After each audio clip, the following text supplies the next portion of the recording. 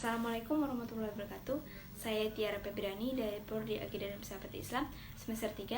Saya membuat video ini untuk memenuhi tugas UTS saya, Sosiologi Agama. Saya akan menjelaskan makalah Sosiologi Agama tentang pengertian dan teori sosiologi agama. Yaitu sosiologi agama merupakan subdisiplin sosiologi yang mempelajari hubungan antara agama dan masyarakat. Agama telah hidup lama, bahkan sejak atau mungkin sebelum masyarakat itu eksis, melalui penemuan simbol-simbol dan tradisi keagamaan. Agama secara ilmiah diklaim sudah ada di peradaban kuno dan masih ada sampai saat ini. B. Teori-teori fungsional mengenai agama. Ciri universal masyarakat agama yaitu berbagai kepercayaan dan peribadatan agama. Namun manusia tidak hanya berdoa, beribadah, dan berkorban, tetapi mereka juga memikirkan secara mendalam peribadatan mereka sendiri. Dan demikian berkembang kajian-kajian yang kita sebut sebagai sosiologi agama atau filsafat agama dan perbandingan agama. Dimulai dari kajian ahli teologi yang diawali dengan kepercayaan adanya Tuhan dan berusaha melaksanakan berbagai implikasi dari keyakinan terhadap kehidupan manusia.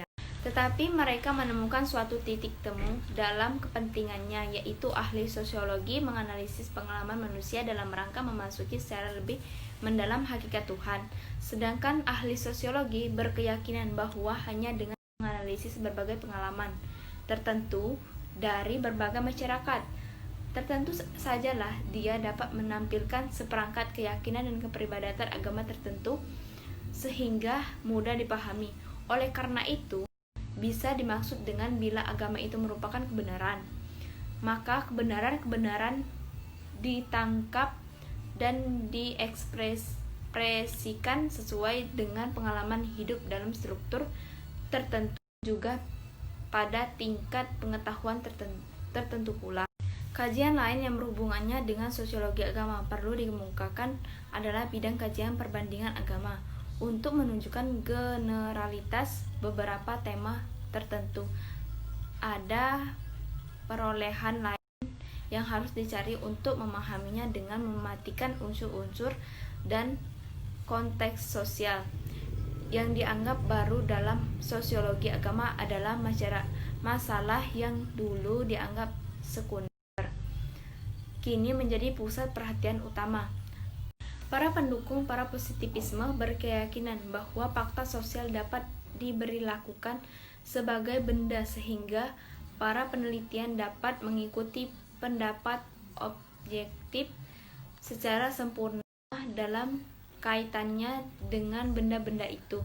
Dari sudut pandang inilah secara berangsur-angsur agar membangun berbagai generalisasi empirik, dan dari situ dapat ditarik mengenai masyarakat hukum dari 3 tingkat, yaitu 1. Tingkat teologik, 2. Tingkat metafisik, 3. Tingkat positif.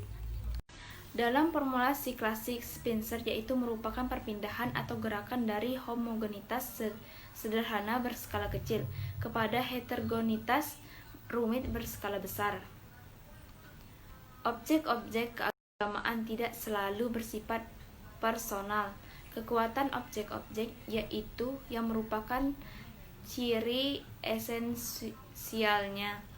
Transformasi ini sering hanya dilakukan oleh kelompok terpelajar atau maju dalam jumlah terbatas. Kecenderungan masyarakat kebanyakan adalah bertahan dalam atau kembali kepada perampakan bagi yang tidak benar. Lalu, argumennya yang kedua adalah mengenai asal-usul agama dan bagi menentangkan bukan keinginan tahu secara intelektual dan berbagai kepercayaan, melainkan emosi dan praktek-praktek peribadatan. Praktek peribadatan adalah vital dan merupakan fakta pertama dalam agama, karena Melalui ritual itu, rasa takut manusia bisa diperkecil atau dihindari, dan kepercayaan bisa diperoleh kembali. Manusia akan secara bersama-sama melakukan suatu melaksanakan suatu ibadat dan merasakan pelaksanaan ibadat itu sebagai sesuatu yang amat sangat penting. Bahwa perpindahan dari yang sederhana kepada yang rumit bisa dianalisis menjadi 4 perpindahan, yaitu ekspansi skala, perkembangan efisiensi, perkembangan mutualisasi atau kerjasamanya antara anggota-anggota masyarakat yang saling tergantung satu sama lain, dan perkembangan kebebasan para anggota masyarakat tersebut untuk memilih peran mereka dalam keutuhan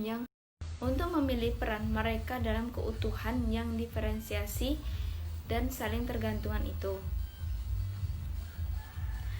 Setiap anggota masyarakat menganggap aturan-aturan dan nilai-nilai memiliki keberadaan yang tidak terkaitan dengan dan tahan dibandingkan dengan keberadaannya sendiri, dan memiliki kekuatan untuk mempertahankan dan meningkatkannya. Di mana corak masyarakat dibagi menjadi 2. Yang pertama, solidaritas mekanik. Yang kedua, solidaritas sosial.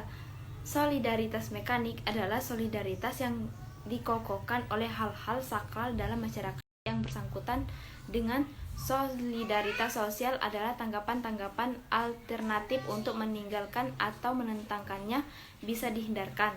Kesimpulannya ialah sosiologi agama juga menjelaskan tentang kegagalan-kegagalan dan keterbelakangan serta kemajuan-kemajuan yang dicapai dalam rangka menuju kepada diferensiasi dan organisasi yang besar. Kemajuan-kemajuan dalam skala dan efisiensi pada umumnya berjalan dengan seimbang, tetapi dampak dan perubahan-perubahan itu sering membatasi kebebasan dan kemauan untuk bekerja sama dari para anggota masyarakat yang bersangkutannya. Wassalamualaikum warahmatullahi wabarakatuh.